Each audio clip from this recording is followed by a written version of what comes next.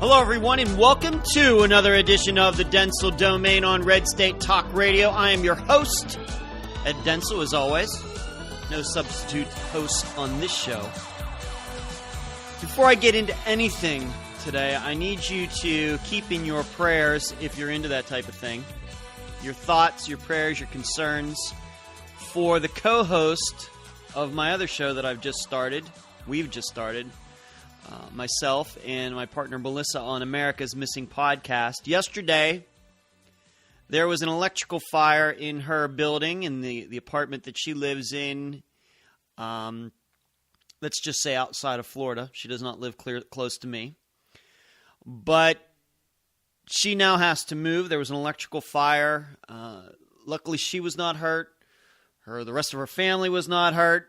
Her dog got out alive, but her place and a couple other places in this apartment building were trashed. She sent me some pictures. It's just devastation. Like walls knocked out, and I think this is a factor of the water. There was a water main that blew inside the apartment building, and so she's having a tough time of it right at this second. Luckily, the Red Cross was there to help out these people who are now being displaced. Probably the only small positive thing I think that comes out of this, besides her and the rest of her family and her pet, her dog, that are fine, is that she was planning to move out of there anyway. She wasn't especially happy about living in there in the first place, so maybe she was going to be moving out of there anyway, but I'm sure she did not want to move out under these circumstances. She's going to go back in there to find out what she can salvage, but it's not so much the fire that started was the problem, but when all the water just you don't realize. People think about a fire and you think about the smoke and everything getting burned, but then you also forget that, well, if the firemen get there and they start spraying water everywhere, that can be equally as bad. So just, she's a little overwhelmed right now. Just be thinking of her.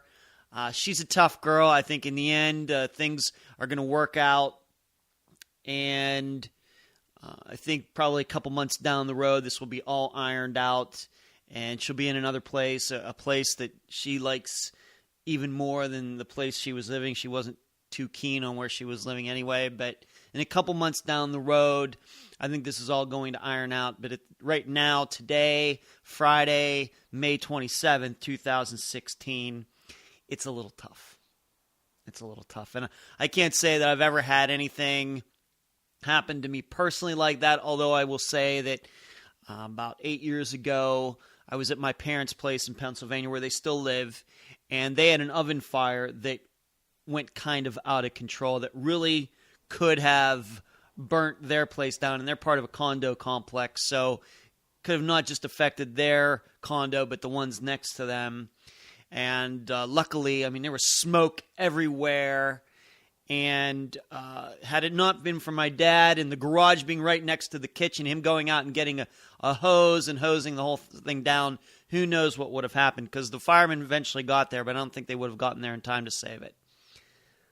So luckily, but my parents were displaced for a while. They had to go in, clean the whole place up. The smoke, it was just a mess. Well, what Melissa's going through is way worse than that. So just be thinking of her. Good girl. I think we're going to be doing a great job on this other show, but it may be put on the back burner just because of this. We'll just have to see. But when she told me that yesterday, I just couldn't believe it. So I'll be thinking of her, and I want you to all be thinking of her as well. Moving on to something else before, and by the way, that certainly does keep everything in perspective, right? I mean, had it been under different circumstances, had it not happened in the evening, had this happened at 3 a.m. or something, when she's asleep, her son's asleep, the dog's asleep, it could have been way, way worse, and we'll just leave it at that. But the whole thing does put life in perspective. It's just, sometimes life is just a matter of seconds, minutes, and hours. As for me, I'm doing okay. Feel bad for her. Just trying to hang in there. My trivia team got their butt kicked last night. Once again, missed the last question. That's the way it goes. And before I get started, I was listening to a little Iron Maiden before the show today. Always listen to Iron Maiden to put me in a very good mood. I still remember 25 years ago, I had a friend of mine in college at Grove City College who was a complete Iron Maiden freak. Complete. And at the time, I didn't quite get it. It's really weird. 20, 21 years old. Didn't quite get the fascination with that band. Liked other bands. Didn't quite get the fascination with it. Now, 25 years later, at the age of 45, for some reason, it finally registers. Go figure. I don't know. Just can't stop listening to them now. No, and as you know, maybe you don't know, I went and saw them in concert for the first time back in February, and it was awesome. So let's get to the show.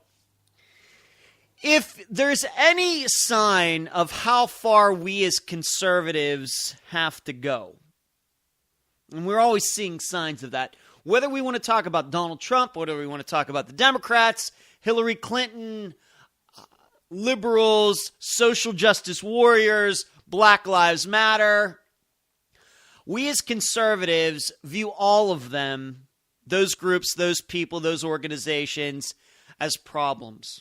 And there's many, many more. I mean, we could sit for hours as conservatives and pick out each individual or group that is a sign of what the United States has become and how it's headed in the wrong direction. We could go on for hours, days, weeks.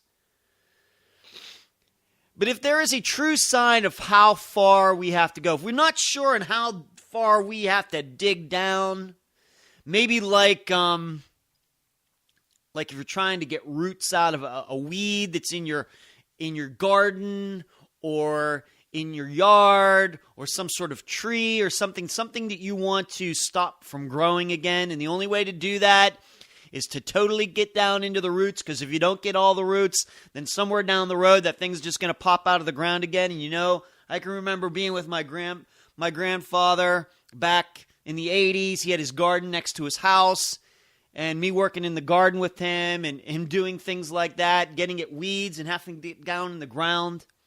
That's what we as conservatives, metaphorically, that's kind of what we're like.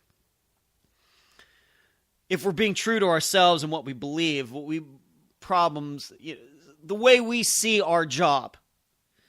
Getting down and pulling everything just out by the roots. Because if you just cut the top off, that thing's just going to grow back in a couple weeks. You have to go get in there and get everything. Well, if there is ever a sign of how far we are going to have to go down, it's way deeper than we think. And this story is what makes me think that. 41 Secret Service agents, 41, not 10, not 15, not 5, not 1, not 7, not 20, 41 agents. Now, I don't even know, 41, I shouldn't say agents, but 41 people in the Secret Service Department of the federal government. I don't even know how many people are in that department. It's fairly huge. It's fairly large. Not as large as the FBI, I don't think, but fairly large. 41 of them are going to be disciplined to varying degrees. One guy was resigned or quit. Others are going to be suspended without pay for 45 days. It varies, but a total of 41 are going to be disciplined for the attack that they made with release. Remember this story from about 6 months ago? Representative Jason Chaffetz, he was doing an investigation into the Secret Service, how they seemed to have what went on in South America, and how some of them were partying with drug dealers and prostitutes. Remember that story? And then some of these other stories that have gone on with drinking and driving and Secret Service agents and partying. And then we had a couple people who were able to jump over the fence at the White House and make it the whole way inside, things like that. Representative Jason Chaffetz started this committee to look into, hey, what's going on at the Secret Service? Well, the Secret Service didn't like that. And so they did opponent research on him, showing how he put in his resume to become a Secret Service agent years ago and how he didn't make it. And they released that information to the public. Remember that story kind of just has gotten pushed to the back burner? Probably forgot about it. Maybe people thought that, I don't know how many people were really covering the investigation into this. I really don't know. But I know when it happened, even I'm thinking, well, it's just a few people. Somebody's ticked off that they're getting investigated, and it's going to be this person, and if anything comes of it, they'll get a little slap on the wrist, 3 or 4 or 5 of them, and that'll be it. 41 people in total were responsible for the releasing of this information against an elected representative of the people in the United States.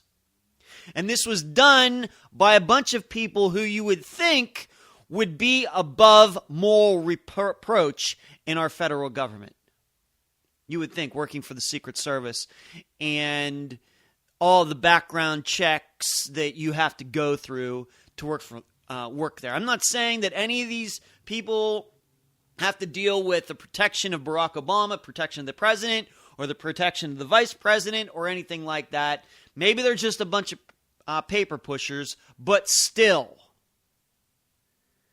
41 people have gotten caught up in this hit job that they did on Representative Jason Chaffetz. I think that's how you say his name. Chaffetz. This is disgusting. In fact, I will tell you, this ticks me off more. I'm being serious about this.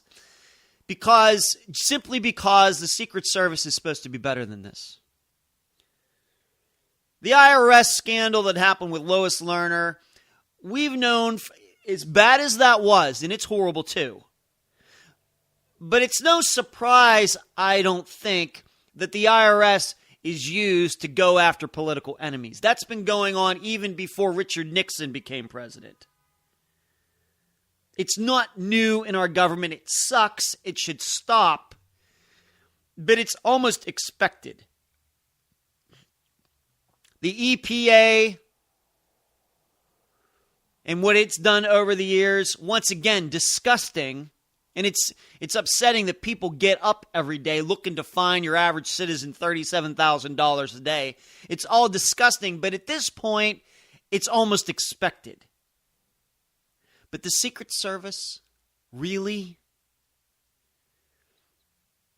Do the people that inhabit that department, are they no better than the rest of these people in these other bureaucracies? I guess not. And it just shows you, once again, getting back to how this started, how far we're going to have to dig down as conservatives if we ever even get a chance to clear house. And clear not just the attitude that goes along with these departments, but some of the people as well. Or maybe you want to switch it around. Not just the people, but the attitude that goes along with working in the federal government. Because that's all this is. This is what you're seeing. I had that story from yesterday or the day before about the VA and how it's comparing itself to Disney. As if veterans waiting in line to get health care is some sort of vacation.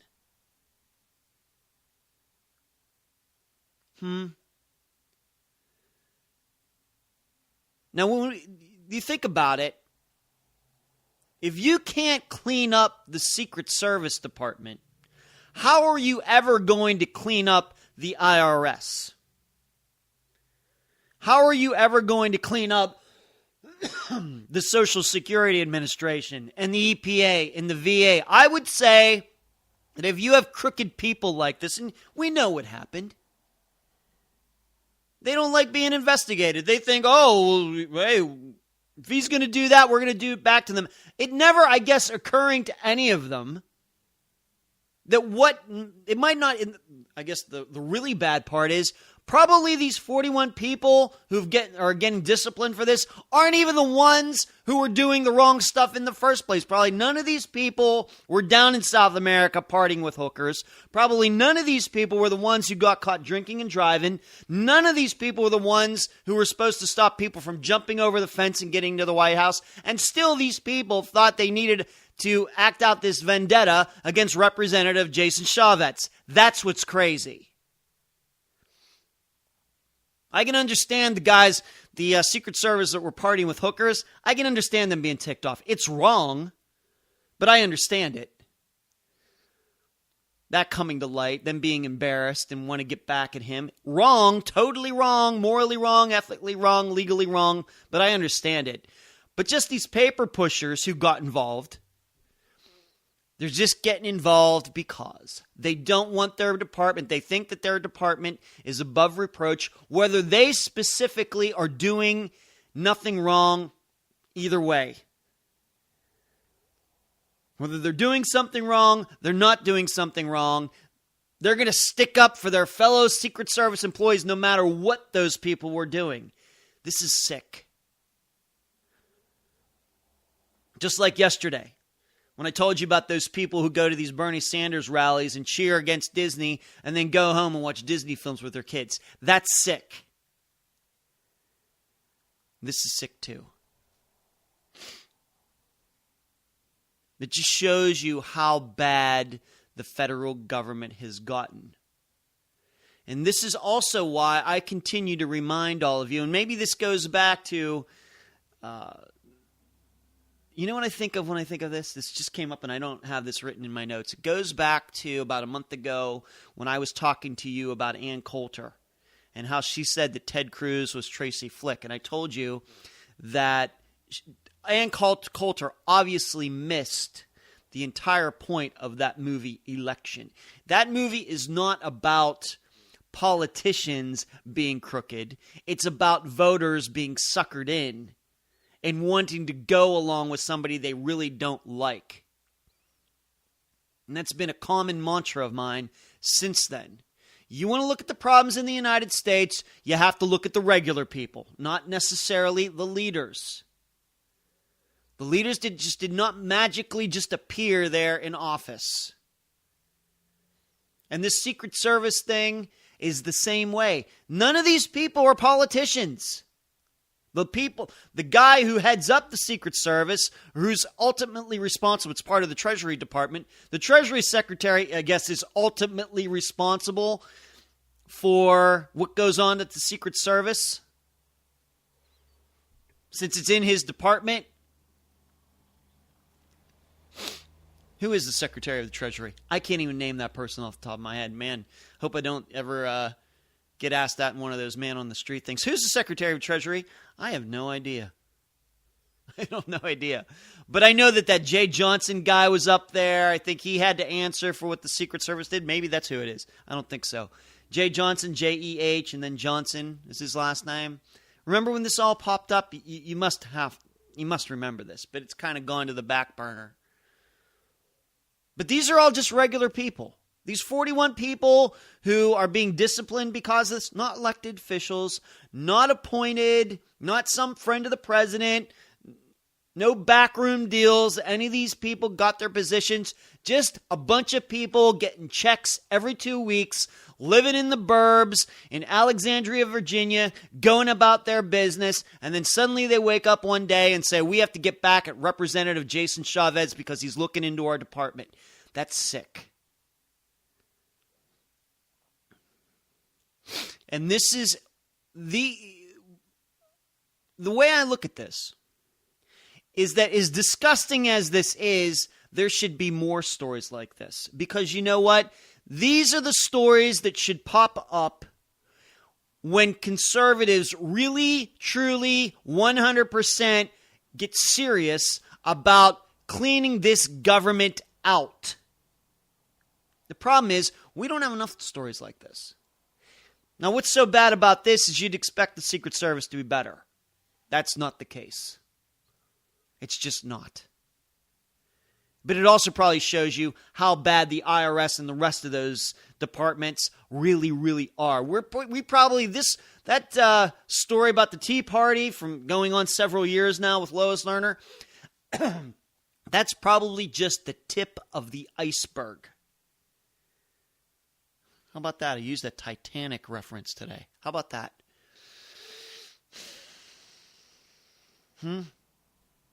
But this is the federal government, its bureaucracy, its red tape fighting back. This is what it looks like. Them going after representatives, Congress people who try to shut them down or expose them. This is what it will look like if conservatives ever get their way. Now, why can more conservatives don't point this out? You got me.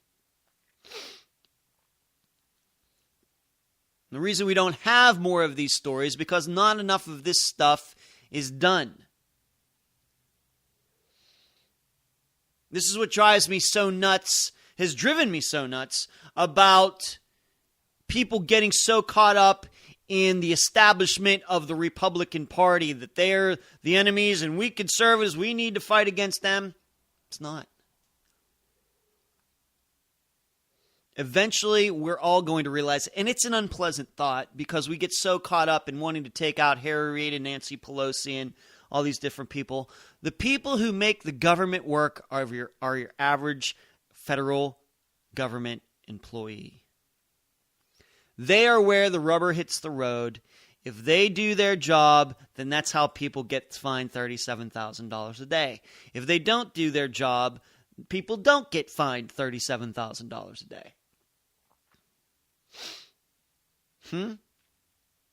There are people waking up every day and probably who are federal government employees, see this Secret Service story and say, I'm glad the Secret Service went after that congressman.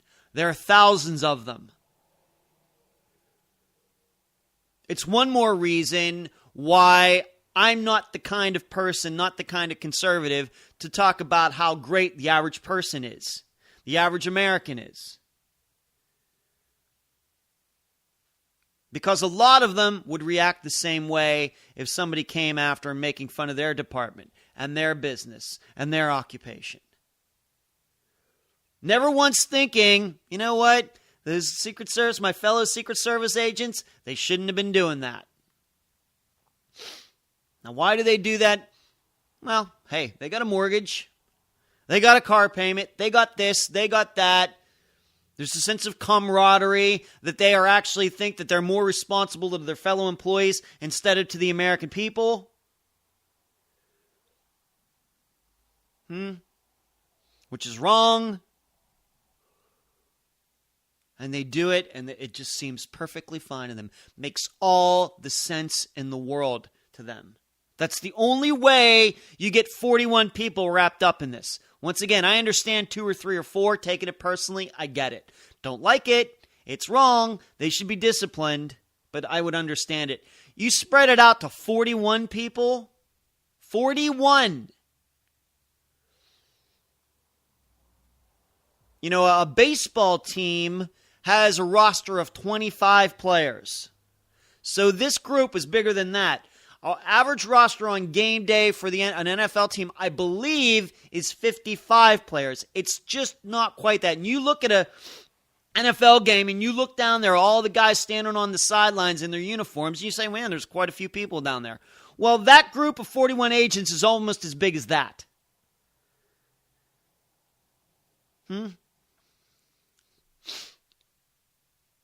That's a lot of people talking about getting back at one representative. And where's he represented from? Michigan? Utah? I don't remember. But they took his investigation very, very personally. And I ask you, how many people do you think would get caught up in a conspiracy like this if conservative congressmen went that deep digging into the VA? And we know there's been several investigations, but how many people have been disciplined in that? Not too many. Maybe the VA just puts up a better defense than the Secret Service does. Maybe. It also probably helps that the VA is kind of spread out across the United States, whereas, and I know the Secret Service has field offices, but it's seen as being just in Washington, D.C. So that probably makes it harder to investigate the VA and a lot easier to investigate the Secret Service. Maybe. But if we can't clean up the Secret Service, then we have no hope of cleaning up anything. And if people are so immoral in the Secret Service department, then how many crazy federal bureaucrats do you have in the IRS and the rest of these departments that we as conservatives have despised for decades? It starts sounding like a monumental task to fix it, doesn't it? Well, it is. And we get so caught up in beating a politician and beating this. We don't talk enough about these federal employees who are screwing people over every day just for a paycheck. Remember, and why also? Because they feel like they get a little power out of it. The truth is, these 41 Secret Service people did it because they wanted to see Representative Jason Chauvette squirm. They had to realize it wasn't going to make him lose his seat. I'm sure he's going to have no problems getting reelected this year. No problems. They did it just because. To embarrass him. That is a form of, using your power. And dare I say it, it's a little bit a form of bullying, being the bullying's been such a big topic in the 21st century, isn't it?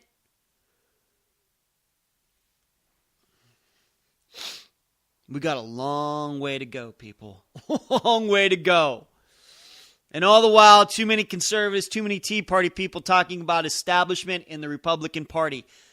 Although we don't like them, and I know they're not as conservatives as we are and the rest of it, the amount of time that conservatives, not me, has spent arguing against that people has been wasted. It's problems like this Secret Service issue that are the big problems. But you know why? Once again, I think the reason it doesn't get talked about more because those people are just seen as being just employees. How dare we go after these people? Yeah, we know that they're wrong and everything, but they're just trying to make a living. Yeah, and screwing people at the same time.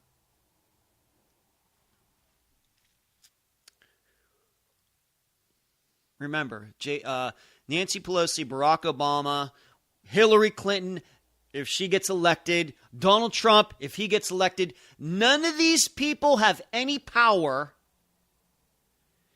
if those average Americans who work in the federal government don't do their job.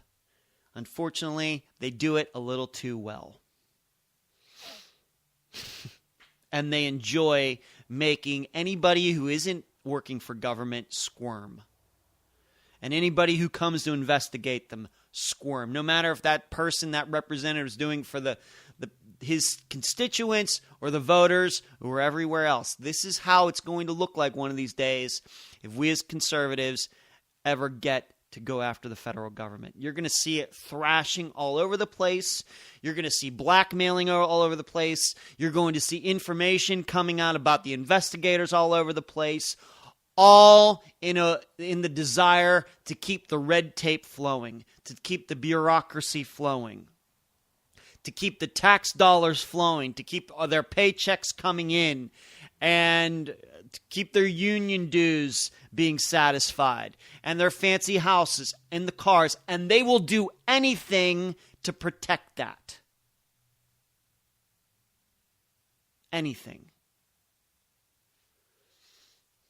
And dare I say it, unfortunately, there's probably a few too many Republicans who, and hey, I'm not part of the party anymore. What the hell do I care? Who are doing this as well and think about it the exact same way. They may vote Republican and they may even be even conservative on a few issues, but dang it, they don't want their department touched because, hey, we got to pay our bills.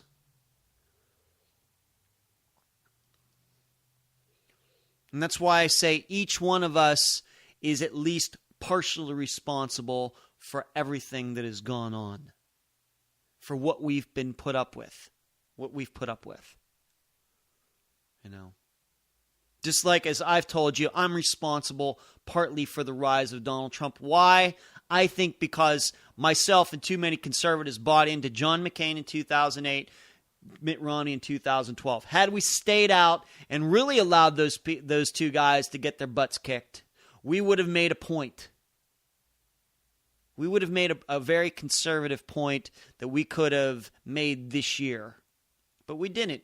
We bought into the wrong messages, and it made Donald Trump even more likely to happen. But if Secret Service, getting back to it, if Secret Service is bad and will do something like this, just imagine how bad the rest of these departments are. They're horrible. You've been listening to the Dentzel Domain on Red State Talk Radio. The voice of American conservatism. WRS Digital, Red State Talk Radio. And we are back at the Dentzel Domain on Red State Talk Radio. Let's move on to something else. I can't believe it's taken me till Friday to tell you about this. Last weekend, so 6 days ago, stayed up late. It must have been on Saturday night. Last Saturday night, I stayed up late. And because I'm a single guy and have no social life really, and have no girlfriend or anything, what do I do on a Saturday night in Madeira Beach, Florida? I'll just be honest with you. I was trying to get to know what has become known as this alt-right movement. ALT space RIGHT, that has seemingly sprung up pretty fast over the past year since Donald Trump has become popular. And I tried to get up to a speed on it very fast, and like I said, I don't know why it's taken me so many shows this week to finally get to it. A lot of tough stuff to talk about. And I wanted to give you my impression of it because there seems to be a lot of talk out there about it. I know one of my favorite sites, Ricochet.com, there have been multiple articles on the alt-right movement there over the last couple weeks. And if you don't know what the alt-right movement is, it's, man, how do I put it and be nice? It's kind of a white pride type of movement. It's a subsection, they would tell you, of conservatism. And it's like reverse diversity. So if there's black studies in colleges, these would be the type of, the alt-right types would be the ones who want white studies. If there are women's studies at college, the alt-right would want men's studies. Just things, like that. And on top of that, they, on social media at least, they tend to be very in your face. And it seems to be a movement that has gained a lot of momentum very quickly. And they've seemingly found a champion in Donald Trump. Now, I'm going to stay for the record, and you can cut this, splice this up, and save it on your computer for as long as you want. I do not believe that Donald Trump is a racist. All right? For the record. I do not believe that he hates Jews or anything like that. The problem with Donald Trump is that with his ego, he believes anybody who is smart who thinks he's smart. He will take support from anywhere as long as that group thinks that he is the smartest man to ever be born. That doesn't necessarily make him a racist or an anti-Semite or anything else. It just means that he's a huge, arrogant SOB. Okay? Let's just keep it at that. I don't believe that Donald Trump, as far as I can tell a lot of things about that guy, but as far as I can tell, he is not a racist. I do not believe that he thinks that white people are better than any other race or anything like that. It's just he's a buffoon, a demagogue, and once again, he loves people who worship him. He has no sense of ego. He has no sense of humility and modesty when it comes to that. All right. In contrast to, I think, a person who is of good character doesn't want people to worship him or her. You want to be friends? Great. But I'm just a man. I'm just a woman. That's not who Donald Trump is. Okay, so for the record, before I go any further in this.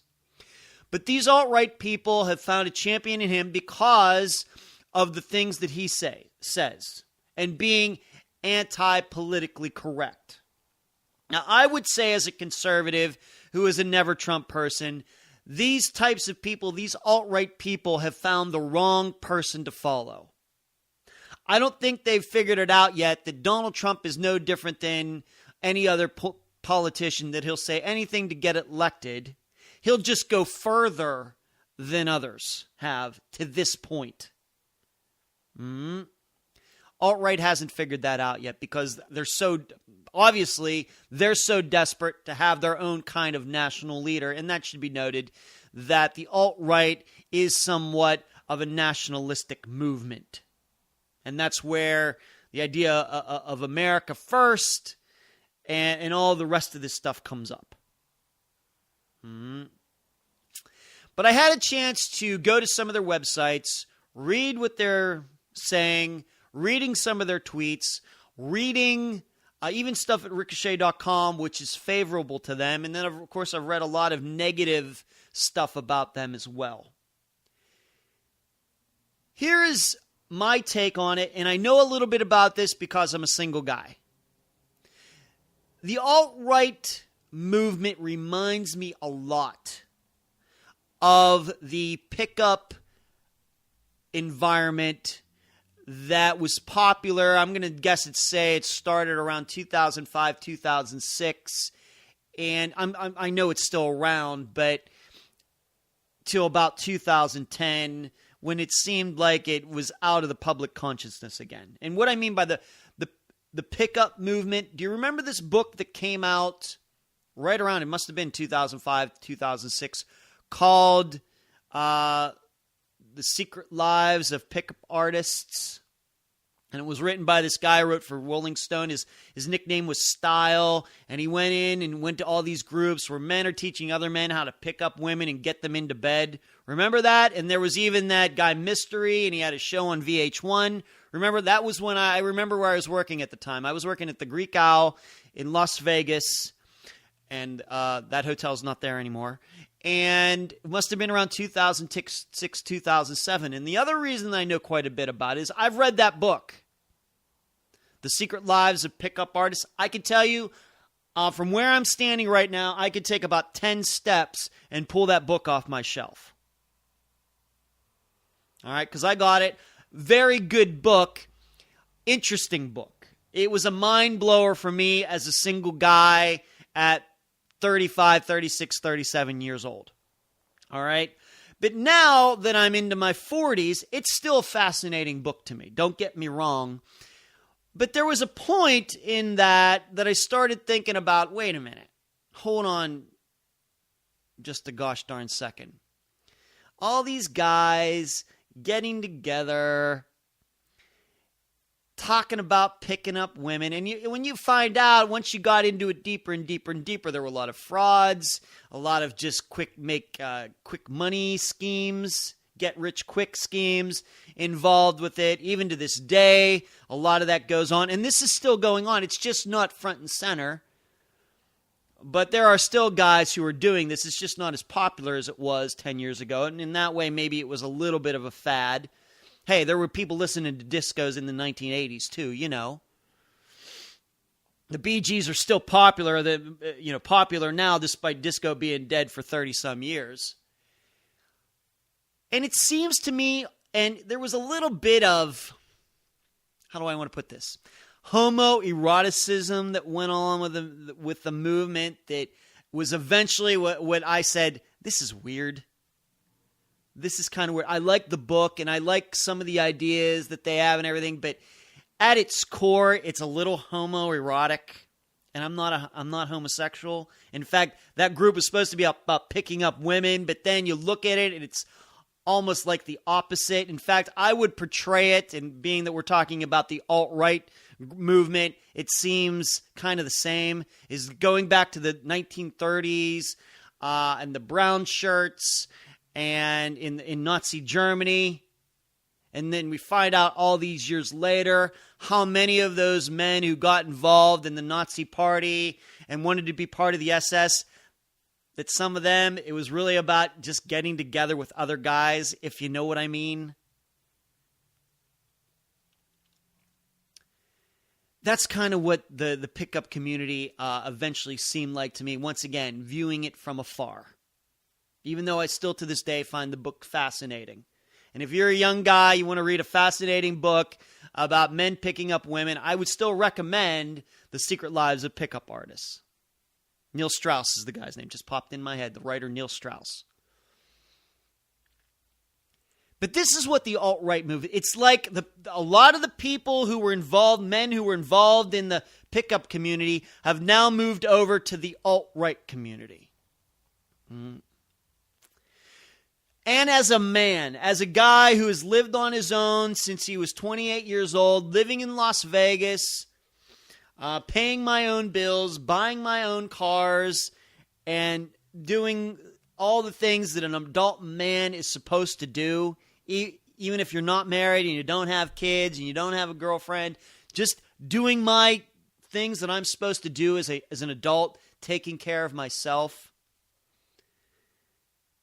The men that get involved in the pickup community and this alt-right movement don't seem like men to me. They seem like children. And it seems like a very, not naive, not that word, but very childish. It comes from a very childish place in people. There's something else that I see a similarity between this pickup community from the 2000s and the alt-right group today. With the pickup community, it was supposed to be about picking up, meeting women. Just for the simple fact, men who are shy, men don't know what to say to women, men don't know how to dress. It was supposed to address those concerns, and it kind of did. I'm not saying that it didn't. It kind of did. Give you some skills if you are shy around any types of women, even if you're working with women, could give you ways to start conversations and be friendly. But the darker side of it was the further you got into it, if you only went like steps 1, 2, 3, 4, and 5, you're okay. But once you got to step 10, is like, this usually isn't, it's like turning from meeting women to dominating women and tricking women and, fooling them and all of these things. And it became something that didn't have, in the end, it didn't seem like the men who were leading this had a very favorable view of women. Despite them wanting to pick them up, in the end, they didn't really respect women. All right? Didn't see them as being viable team players in the game of life. Really. That was my ultimate assertion regarding all of it. Once again, a little bit of it was okay. Too much of it, disastrous. That's the way I see the alt-right movement as well. If you just want to go to steps 1, 2, 3, 4, and 5 with the alt-right movement about working against the social justice warriors and Black Lives Matter and what's going on in college campuses, all good. All very respectable. But when you get, once again, to about step 10, and you start reading some of their writings about how biology says that white people are better than black people and more intelligent, and you go into that, it gets a little wacky. And the funny thing about all of this is that both the alt-right and this, what's called evolutionary biology or evolutionary psychology, that the alt-right movement is using to say that white people are just better than black people and better than other races, is the same science that was used to explain in the pickup community why men should do what they should do to pick up women and fooling them and everything else. It's the same exact science. So, if I'm talking about this and you've already heard about the alt-right movement, then you know a little bit of what I'm talking about. But if you don't know about the pickup community, like if you're like in your 60s or your 50s or just around my age, younger, have never heard about the pickup community, you need to look into that. And you look into the pseudoscience, I guess you'd say, behind what they're doing. It's not just enough for them to say, well, this is what you should do to meet women. No, they have to go get this scientist and this philosopher and this biologist and try to turn it into some sort of science, which it's not. Likewise, with the alt-right movement, it is trying to gain credibility by all these writings that have allegedly some basis in science, which they don't. But anything is ultimately what the people who run it to believe. So if I take out steps 1 through 5 in the pickup community and say, well, that stuff's okay, but really it's not totally okay because the people who run it, who have started it, who lead it, have steps 1 through 50, and those other 45 steps are pretty horrible. Likewise with the alt-right movement. Just a little bit of it, the first part of it is okay. About the free speech and everything else. But once you get into the vulgarity, once you do touch those racist aspects of it, and you should know, it's one of the reasons I don't go to Breitbart.com anymore, is unfortunately that site has become a little bit of that. In fact, one of their writers, that Milo with the last name that starts with a Y, I'm not going to embarrass myself in trying to pronounce it. He's one of these guys who is all hot on the alt-right. Well, I got to tell you, being that I just talked about homoeroticism that came to be as part of the pickup community, should it be any surprise that Milo, with the guy with the Y that begins his last name, is gay? I have nothing, once again, to go Seinfeld, there's nothing wrong with that. But when I see an alt-right movement that is made up, it's seemingly of about 97% guys, and these guys all want to get together and be nasty toward black people and people they don't think that, I'm going to be honest with you. The way I look at men, all right? Being a straight guy. As you know, I've told you, I'm not one to kibitz a lot. I have guy friends. I go to disc golf tournaments, and I'm friendly, and it's all genuine. I don't particularly like hanging out with guys. All right? You know who I like hanging out with? I like hanging out with beautiful women. And in my life, I've been very fortunate to do that, mainly because of the career choices that I've had, mostly in entertainment. Makes that very easy. So when I look at a bunch of guys who are so eager and willing to get together and be nasty against other people and be vulgar, I have to give it like a little bit of a sideways glance at that. Yeah. Usually the reason that men get together with other men so much and delight with being is either two reasons. One, they don't like women, or they don't have a chance to be around women. That's the way I look at it. And in that, it's kind of, once again, like the pickup community. Get all these guys together. Why? Because most of them can't get with any women. And I start to wonder, is the alt-right movement just, once again, a reflection of the pickup community, which is a reflection of a bunch of guys not being able to get with women and and have relationships with them? Is the alt-right movement the same thing? It just seems there are a lot of similarities. Even though I know in each case there are a couple redeeming qualities of both. However, in both the pickup community and the alt-right movement go way too far. Trying to make themselves seem more legitimate than they are. The alt-right movement talks about free speech, and I have nothing against free speech. But when all you do is have vulgar speech, I even have written down in my, and I know if they are being legitimate, they're saying, well, look at the Black Lives Movement.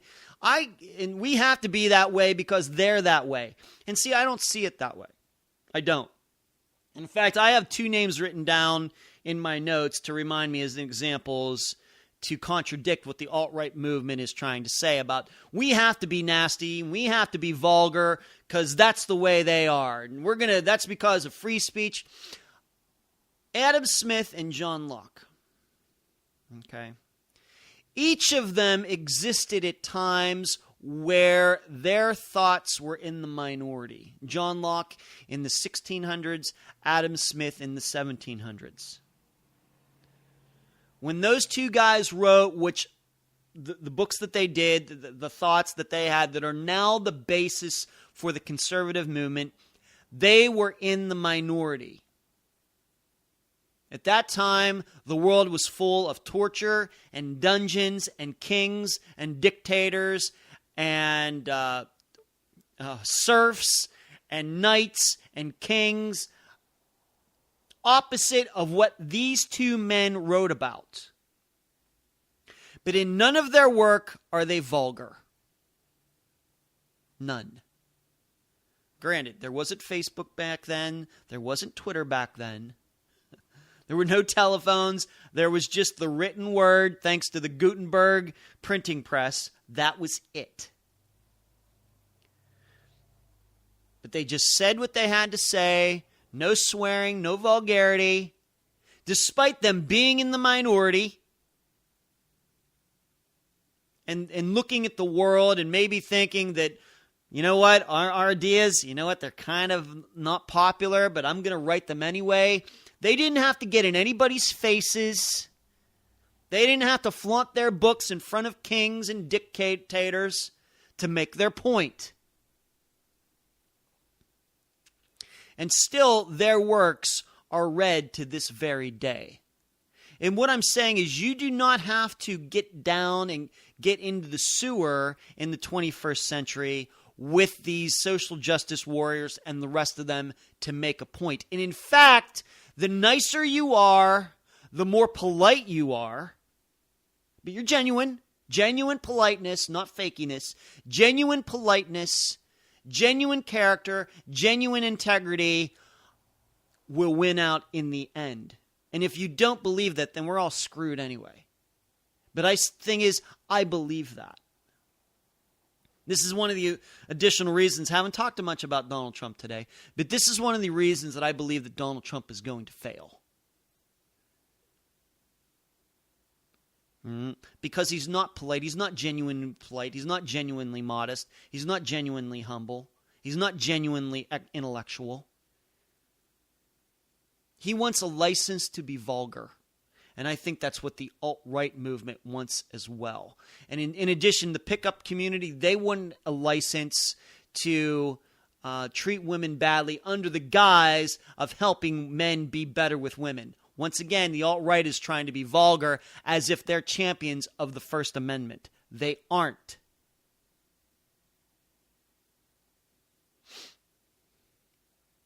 We would all be getting a lot further with Black Lives Matter and the rest of them by not sinking to their level. If what they are saying and what they are doing and how they are acting is wrong, you can't do that. Because shouting at them and talking about how better white people are even if you don't believe it, just to say it, to tick these people off, you're getting nowhere with this. And really, in the pickup community and the alt-right movement, really, in the end, I think it's just about getting a bunch of attention. I think it's no different. It's just the Kim Kardashian phenomenon in politics, just like I believe Donald Trump is. So it's no wonder that this alt-right people have hooked up with Donald Trump. Just want you to keep that in all mind. Let's keep it polite, but exercise our free speech at the same time. But I got to go. EdwardDentzel.com is where you can find all of my old Red State Talk Radio shows, Podbean, Podomatic, SoundCloud, and YouTube. You can find them there as well. Email me, edwarddentzel@reagan.com. Twitter, Dentzel Domain, all one word, no space in between. Facebook, LinkedIn, edwarddentzel.com/book. You can download for free the first chapter of my next book called The Comebacks. It's been a pleasure talking to you tonight. Remind you of my other show, America's Missing Podcast. Hope you all have a great weekend. You've been listening to the Dentzel Domain on Red State Talk Radio.